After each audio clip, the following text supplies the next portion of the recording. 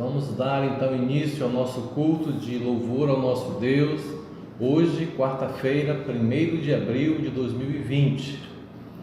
Eu quero convidá-los primeiro a louvar ao Senhor. Vamos ter um hino, aproveitando a mídia que temos recebido, vamos cantar então este hino, louvando ao nosso Deus. Deus o abençoe e logo mais voltamos.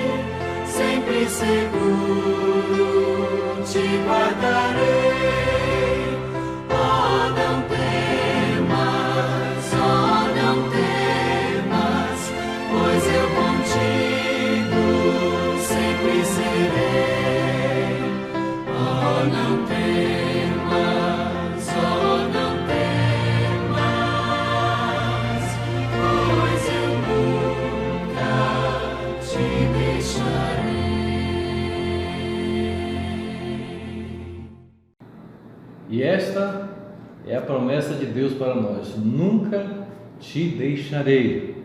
Eu quero convidá-lo agora a abrir sua Bíblia no livro de Hebreus, capítulo 1. Capítulo 1 de Hebreus, vamos ler os versos de 1 até o 4. Hebreus, abra sua Bíblia, por favor. Hebreus, capítulo 1, do verso 1 ao 4, diz assim: Havendo Deus outrora falado muitas vezes e de muitas maneiras aos pais pelos profetas, nestes últimos dias nos falou pelo Filho, a quem constituiu herdeiro de todas as coisas, pelo qual também fez o universo. Ele que é o resplendor da glória e a expressão exata do seu ser, sustentando todas as coisas pela palavra do seu poder, depois de ter feito a purificação dos pecados, assentou-se à direita da majestade nas alturas, tendo se tornado tão superior aos anjos, quanto herdou mais excelente nome do que eles. Temos aqui esse texto que o autor nos mostra que Deus, no Antigo Testamento, se revelou ao homem de várias maneiras, através de sonhos, de aparições, teofanias, já estudamos sobre isso. Também se apresentou através dos profetas, se revelou ao homem. E agora, dizendo aqui o texto, nesses últimos dias, se revelou a nós através de Jesus Cristo, dizendo que Ele é o resplendor da sua glória. Então nós vemos aqui que Jesus é a expressão exata de Deus. Ele é um com Deus. Jesus possui a glória original de Deus. Então, conhecer a Jesus é conhecer a Deus. Vimos isso lá em João 14, quando ele estava falando com os apóstolos, e o apóstolo: mostra-nos o Pai. Ele diz o quê? Estou tanto tempo com vocês e vocês não me conhecem, eu e o Pai somos um. Então, conhecer a Jesus Cristo é conhecer ao nosso Deus verdadeiro, Deus Pai. Vamos então, a partir de hoje, estudar justamente sobre cristologia. Vamos conhecer mais ao nosso Salvador. Ele veio em obediência ao Pai, cumpriu aquilo que estava sobre os seus ombros, e ele então cumpriu, como diz no final do texto que nós lemos: depois de ter feito a purificação dos pecados, assentou-se à direita da majestade nas alturas. Então Jesus veio, cumpriu a sua parte e agora está à direita de Deus Pai. Então o nosso dever agora é aceitar Jesus como nosso Salvador, conhecê-lo, imitá-lo nas coisas que Ele deixou para nós e vivermos conforme a sua vontade. Então que o estudo de hoje realmente possa abençoar a sua vida, possa fazer você conhecer melhor o nosso Salvador e assim possamos nos firmar mais na sua palavra. Amém?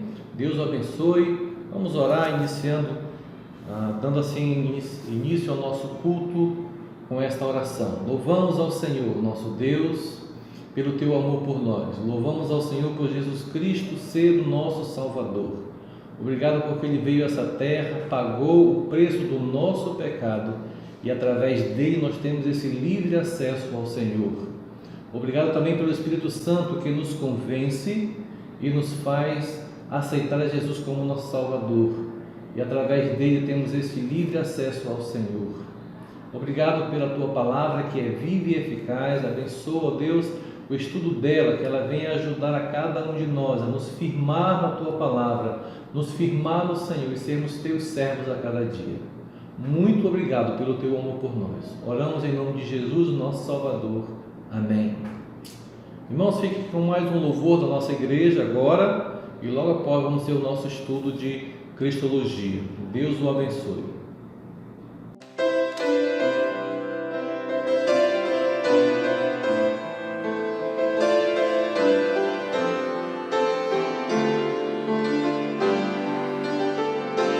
Digno de glória e honra, levantamos nossas mãos para o teu nome exaltar. Digno de glória e honra, levantamos nossas mãos para o teu nome exaltar, porque grande és tu, maravilhas fazes tu, não há outro igual a ti, não há outro igual a ti, porque grande és tu, maravilhas fazes tu, não há outro igual a ti, não há outro igual a ti.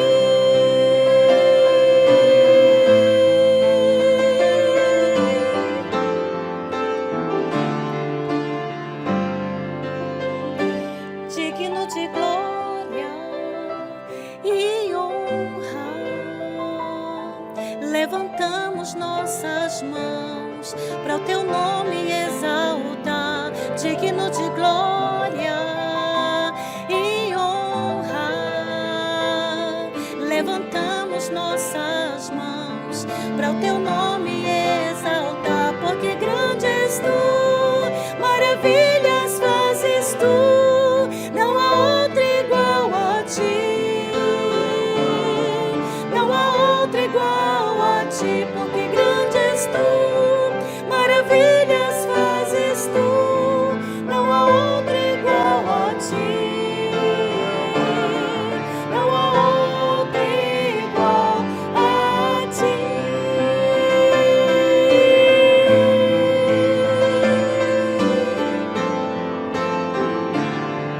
Não há outro igual a ti.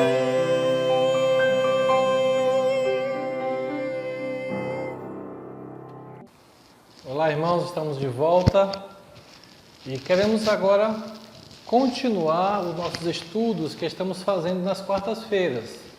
Nós paramos então lá pelo dia 12, a última vez que nós nos reunimos aqui. Eu viajei, depois teve todo esse tempo aí de isolamento e hoje nós decidimos voltar à continuação dos nossos estudos de doutrina. Então, os irmãos estão lembrados, nós estamos estudando todas as quartas-feiras as nossas doutrinas básicas que a nossa igreja crê. Já estudamos sobre bibliologia, a doutrina de Deus, teologia própria e também sobre a Trindade. E hoje nós vamos dar início, então, ao nosso estudo de doutrina falando sobre cristologia, que é justamente a doutrina do estudo da vida de Jesus Cristo. E o nosso pedido para os irmãos é que estejam com uma caneta, estejam anotando dúvidas. Vocês podem fazer perguntas para nós pelo WhatsApp, né? Que qualquer dúvida que uma coisa que eu falar, que ficar em dúvida, os irmãos podem fazer e vamos fazer essa interação. Ok? Os irmãos da igreja sabem o nosso WhatsApp, podem fazer isso, não há nenhum problema. Então, estejam aí com a sua caneta, seu papel. Vai estar tudo passando aqui, esse vídeo vai estar gravado, os irmãos poderão rever quantas vezes quiserem. Ok? Então, vamos continuar o nosso estudo sobre cristologia. E para começar, vamos falar então sobre a pré-existência de Cristo. O que eu quero dizer sobre isso? É justamente a existência de Jesus Cristo antes do seu nascimento como homem aqui na Terra. Então, a origem do nascimento dele, justamente em Isaías 9:6 e Miqueias 5:2. São duas referências. Existem muitas outras, vamos só usar essas duas aqui. Então, Isaías 9:6 diz: porque o menino nos nasceu, um filho se nos deu, o governo está sobre os seus ombros, e o seu nome será Maravilhoso, Conselheiro, Deus Forte, Pai da Eternidade, Príncipe da Paz. E Miqueias 5:2, e tu, Belém Efrata, pequena demais para figurar como grupo de milhares de Judá, de ti me sairá o que há de reinar em Israel, e cujas origens são desde os tempos antigos, desde os dias da eternidade. Então, são profecias falando, profecias messiânicas, profecias que falam sobre o nascimento de Jesus, uma profecia que se iniciou lá em Gênesis capítulo 3, na promessa do filho da mulher que iria esmagar a cabeça da serpente. Ele já é a primeira profecia do nascimento de Jesus.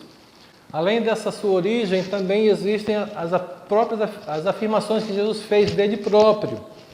Então, João 8,58 diz: respondeu-lhe Jesus, em verdade eu vos digo, antes que Abraão existisse, eu sou. E os judeus entenderam este eu sou. Estava se referindo à palavra de Deus. E em Miqueias,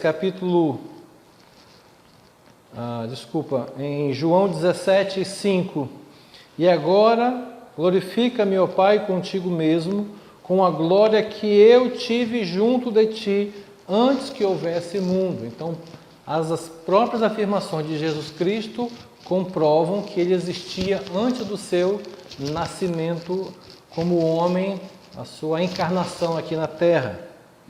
Existe também existe também, além da sua origem, das suas afirmações, as suas obras mostram isso.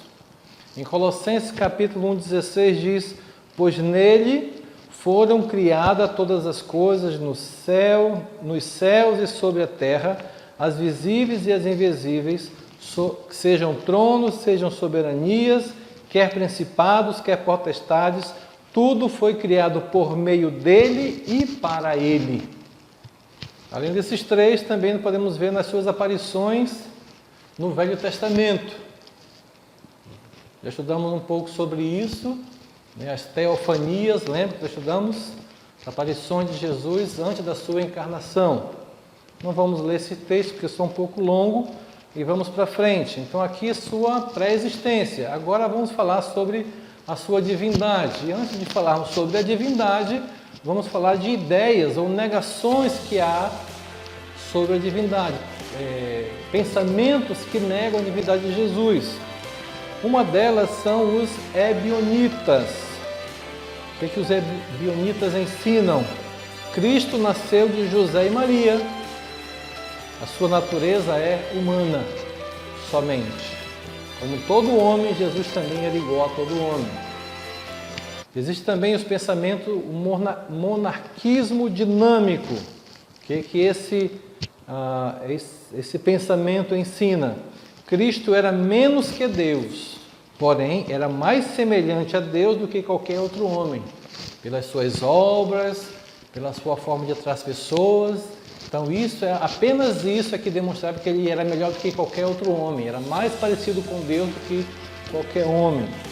Além desses dois, existe também o pensamento do arianismo. O arianismo, ele nega dizendo o seguinte: Cristo é a maior criação de Deus. Então ele coloca Jesus Cristo como alguém que foi criado por Deus. Isso nega a sua pré-existência. Também o socinianismo. O que esse pensamento fala? Cristo foi um homem impecável, mas não era Deus. E o último pensamento que queremos trazer para vocês hoje é o unitarismo. O que o unitarismo ensina? Ele nega a Trindade. Então, para eles, Cristo era um bom homem, ponto. Vamos agora falar sobre a defesa da sua divindade. Então, primeiro, as próprias afirmações de Jesus Cristo. Temos aí algumas referências que mostram ele defendendo a sua divindade. Por exemplo, Mateus 26, 63 e 64 diz assim: Jesus, porém, guardou silêncio, e o sumo sacerdote lhe disse: eu te conjuro pelo Deus vivo, que nos diga se tu és o Cristo, o Filho de Deus. Respondeu-lhe Jesus: tu o disseste. Entretanto, eu vos declaro que desde agora vereis o Filho do Homem assentado à direita do Todo-Poderoso e vindo sobre as nuvens do céu. Em João 5, 17 e 18 diz: mas ele vos disse: meu Pai trabalha até agora e eu trabalho também. Versículo 18. Por isso também os judeus ainda mais procuravam matá-lo, porque não somente violava o sábado, mas também dizia que Deus era seu próprio Pai, fazendo-se igual a Ele. Então, as suas palavras, as suas afirmações mostravam a sua divindade. E o último versículo, João 10, 30 a 33, diz: eu e o Pai somos um. Novamente pegaram os judeus em pedras para lhe atirar. Disse-lhe Jesus: tenho-vos mostrado muitas boas obras boas da parte do Pai. Por qual delas me apedrejais? Uma outra defesa da divindade de Jesus são as reivindicações de outros. Outras pessoas testemunhavam da sua divindade. Por exemplo, primeiro, Pedro, lá em Mateus 16... para os irmãos se situarem, esse texto fala daquele quando Jesus fez uma uma pesquisa de opinião. O que é que o povo diz que eu sou? É um dos profetas, é esse, é aquele, Jesus, ok. E vocês, quem dizeis que eu sou? Lembra a resposta de Pedro? Tu és o Cristo, o Filho do Deus vivo. Pedro reivindicou, comprovou, testemunhou sobre a divindade de Jesus. O próprio João, em João 1:1, Evangelho de João, capítulo 1:1, diz: no princípio era o Verbo estava com Deus e o Verbo era Deus. No versículo 14 de João 1, ele diz: e o Verbo se fez carne e habitou entre nós, cheio de graça e de verdade, e vimos a sua glória como do unigênito do Pai. Tomé, ou Tomás, como algumas versões trazem, diz: respondeu-lhe Tomé, em João 20:28, respondeu-lhe Tomé: Senhor meu e Deus meu. Versículo 29 diz: Jesus disse-lhe, 29, disse-lhe Jesus: porque me viste, crestes, bem-aventurados que não viram e creram. Então, pessoas que testemunharam da divindade de Jesus, que Ele é divino. O próprio Deus, em Hebreus 1:8, diz: mas acerca do Filho, o teu trono, ó Deus, é para todo o sempre, e cetro de equidade é cetro do seu reino. Um outro texto para nós nos lembrarmos de Deus dando testemunho da divindade de Jesus foi no próprio batismo de Jesus. Lembra que o texto lá diz que quando ele saiu da água, apareceu o Espírito Santo em forma de pomba e uma voz do céu que dizia: este é meu Filho amado, em quem me comprazo. Então aqui algumas reivindicações sobre a divindade, afirmações dele, reivindicações, e também temos as suas atividades, comprovam a sua divindade. Quais atividades que temos aqui? Ele perdoa pecados. Em Marcos capítulo 2, é aquele texto que os irmãos devem lembrar do paralítico, que foi descido, abriram o teto e desceram o paralítico onde estava Jesus. E Jesus, ouvindo a fé de todos ali, disse: os teus pecados estão perdoados. Lembra a confusão? Os fariseus começaram a murmurar: só quem pode perdoar pecado é Deus. E Jesus perguntou, conhecendo o coração deles, disse: o que é mais fácil? Dizer: os teus pecados estão perdoados, ou levanta e anda? Aí Jesus disse: para que vocês saibam que o Filho do Homem tem poder sobre a terra para perdoar pecados, disse ao paralítico: levanta, toma o teu leito e anda. Os irmãos sabem o que aconteceu, ele se levantou e saiu andando com o seu leito. Então Jesus, ele perdoa pecados. Além de perdoar pecados, ele também julga. Em João capítulo 5, 26, 27, o 26 diz assim: porque assim como o Pai tem vida em si mesmo, também concedeu ao Filho ter vida em si mesmo. Versículo 27, e lhe deu autoridade para julgar, porque é o Filho do homem. Atos 17:30 diz: ora, não levou Deus em conta os tempos da ignorância, agora, porém, notifica aos homens que todos em toda parte se arrependam. Versículo 31. Porquanto estabeleceu um dia em que há de julgar o mundo com justiça, por meio de um varão que destinou e acreditou diante de todos, ressuscitando-o dentre os mortos. Então, as atividades de Jesus mostram a sua divindade. Ele perdoa pecados, ele julga e ele também ressuscita mortos. Em João 5,25, em verdade vos digo, que vem a hora e já chegou em que os mortos ouvirão a voz do Filho de Deus, e os que a ouvirem, viverão. Além disso, ele também enviou o seu Espírito. João capítulo 15, verso 26 diz: quando, porém, vier o Consolador, que eu vos enviarei da parte do Pai, o Espírito da verdade, que dele procede, esse dará testemunho de mim. Ele também faz parte da criação de tudo. Em João capítulo 1, verso 3 diz: todas as coisas foram feitas por intermédio dele, e sem ele nada do que foi feito se fez. Colossenses 1,16 nós já lemos aqui, né? Vamos para adiante.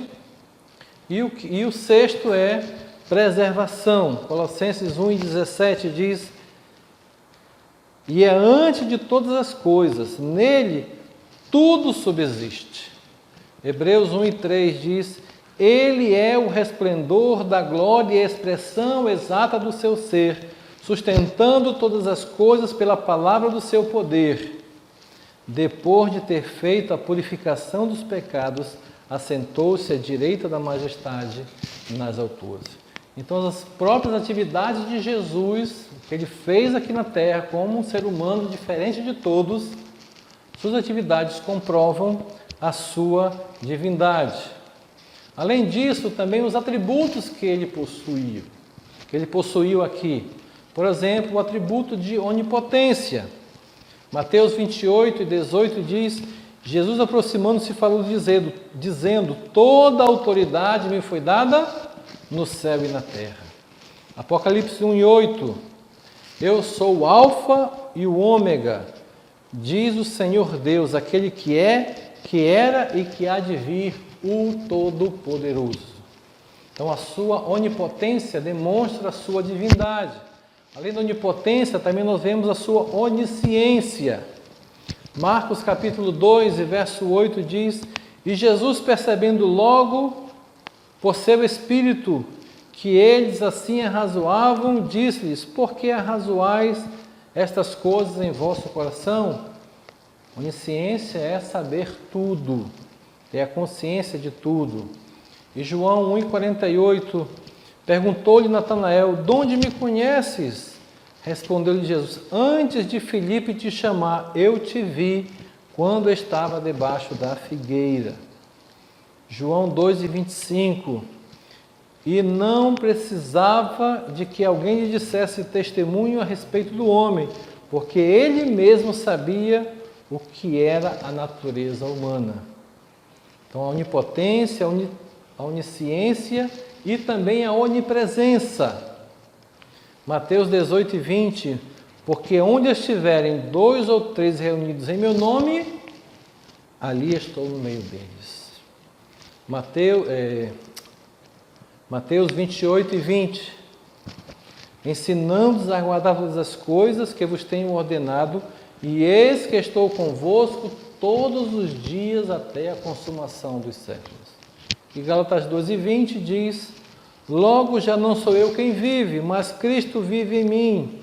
E esse viver que agora tenho na carne, vivo pela fé no Filho de Deus, que me amou e a si mesmo se entregou por mim. Então aqui nós podemos notar, irmãos, que Cristo possui todos os atributos de Deus. Ok? Vamos para frente. O quinto ponto sobre a divindade de Cristo.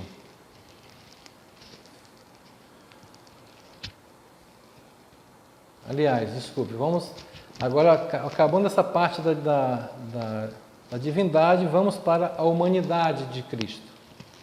Humanidade de Cristo. Primeiro, o testemunho bíblico da sua concepção sobrenatural. Então, primeiro ele nasceu de uma virgem. Isso nós encontramos em Isaías, lembra que nós falamos da profecia messiânica?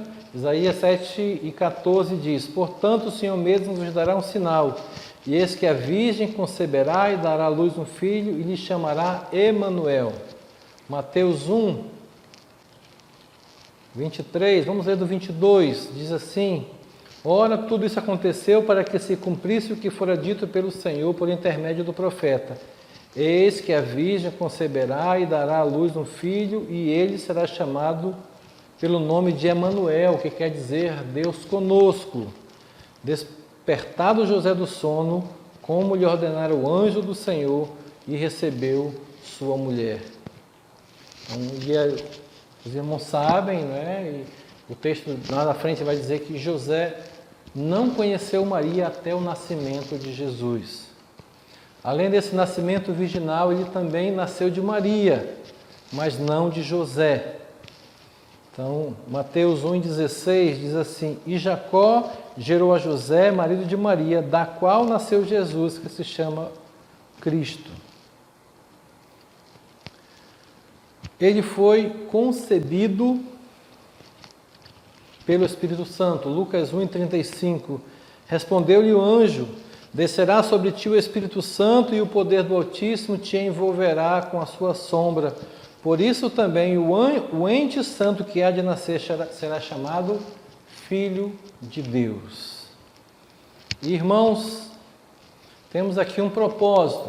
Na humanidade de Jesus, temos um propósito da sua encarnação. Primeiro, nós entendermos qual é o propósito de Jesus ter encarnado como homem. Primeiro, para revelar Deus aos homens. João 1:18 diz: ninguém jamais viu a Deus, o Deus unigênito, que está no seio do Pai, é quem o revelou.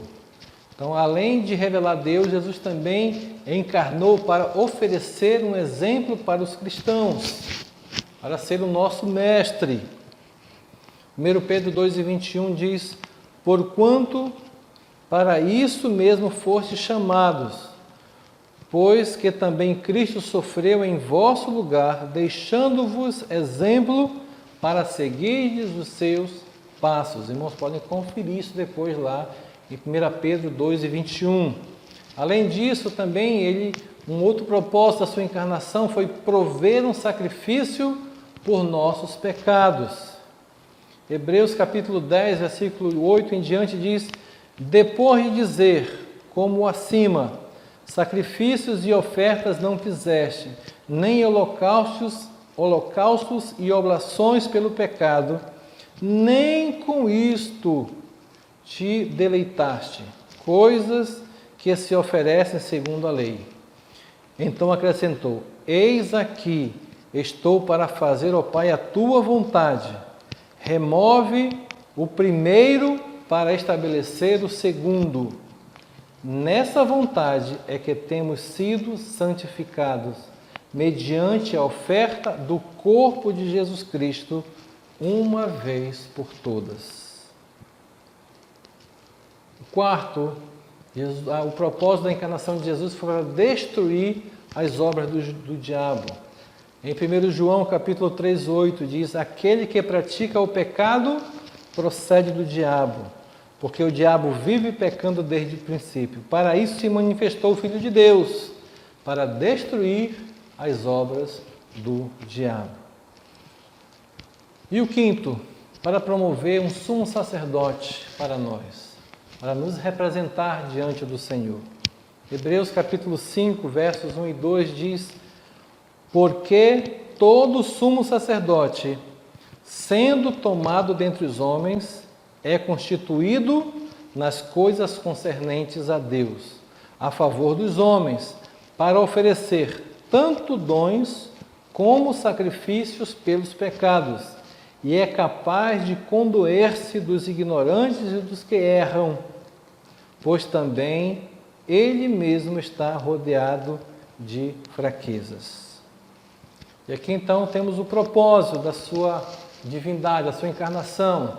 E continuando, vamos agora falar da evidência da humanidade de Cristo. Então, quais as evidências que nós temos que comprovam que ele foi um ser humano, uma pessoa? Então, primeiro é o seu nascimento. Ele teve um nascimento humano, como todas as pessoas nascem. Teve uma gestação, os tempos de nascer. Então, Lucas capítulo 2, versículo 6 diz assim: estando eles ali, aconteceu, completaram-se-lhes os dias, e ela deu à luz seu filho primogênito, enfaixou e o deitou numa manjedoura, porque não havia lugar para eles na hospedaria. Então, além do nascimento humano, ele também teve um corpo. João 8:40 diz assim: mas agora procurais matar-me a mim, que vos tenho falado a verdade, que ouvir de Deus. Assim não procedeu Abraão. Querem matar-me, querem tirar a minha vida. Então ele tinha um corpo. Em 1 João 1:1 diz: o que era desde o princípio, o que temos ouvido, o que temos visto com os nossos próprios olhos, que o contemplamos e as nossas mãos apalparam com respeito ao verbo da vida. Ele tinha um corpo, como todos nós temos. Além disso, ele também teve um desenvolvimento, como todas as pessoas. Em Lucas 2,40 diz: crescia o menino e se fortalecia, enchendo-se de sabedoria, e a graça de Deus estava sobre ele. Versículo 52. E crescia Jesus em sabedoria, estatura e graça diante de Deus e dos homens. E além disso, ele também possui elementos que um corpo humano possui. Que elementos são esses, pastor? Ele tinha um corpo. João 2,21 diz: ele, porém, se referia ao santuário do seu corpo. Ele tinha alma. João 12,27 fala sobre isso. Agora está angustiada a minha alma. E que direi eu? Pai, salva-me desta hora? Mas, precisamente com este propósito, vim para esta hora. Além de ter um corpo, além de ter uma alma, ele também tinha um espírito. Lucas 23,46 diz: então Jesus clamou em alta voz: Pai, nas tuas mãos entrego o meu espírito. E dito isto, expirou. E como todo ser humano, ele também tinha sangue. Mateus 26:28 fala: porque isto é o meu sangue, o sangue da nova aliança, derramado em favor de muitos, para a remissão de pecados. E além de tudo isso, irmãos, podemos ver também na evidência da sua humanidade que Jesus teve limitações como todo mundo tem, limitações humanas. Por exemplo, em João 4,6 diz que ele ficou cansado. De João 4,6, mas estava ali a fonte de Jacó. Cansado da viagem, assentou-se junto à fonte, mas por volta da 6ª. Então Jesus se cansou, mas ele chamou todos os cansados a ele para que descansasse. Mateus capítulo 11 fala sobre isso. Vinde a mim todos vós que estáis cansados e sobrecarregados, e eu vos aliviarei. Além de cansado, vemos também em Mateus 4 que Jesus teve fome. Depois de jejuar 40 dias e 40 noites, teve fome. Além disso, ele teve sede. João 19:28 diz: depois, vendo Jesus que tudo já estava consumado, para se cumprir a Escritura, disse: tenho sede. Ele teve sede, mas foi a água de vida a jorrar. João 4,10 fala: Jesus teve aquele encontro com a mulher samaritana que dava água viva. Quem bebe dessa água nunca mais terá sede. Dando continuidade às evidências da humanidade de Cristo, nós vamos ver agora que ele teve emoções humanas como todo mundo. Por exemplo, em Mateus 9,36 diz que ele teve compaixão pelos perdidos. Vendo ele as multidões, compadeceu-se delas, porque estavam aflitas e exaustas como ovelha que não tem pastor. Compadeceu-se pelos perdidos. Também em João 11,35, Jesus chorou. Então fala de emoções que ele teve. E em João 2, do 13 ao 16, ele teve um ataque de ira. Ira sobre aqueles que já estavam profanando o templo. Então, João 2:13 diz: estava próximo à Páscoa dos judeus, subiu Jesus para Jerusalém e entrou no templo, e encontrou no templo os que vendiam bois, ovelhas e pombas, e também os cambistas assentados.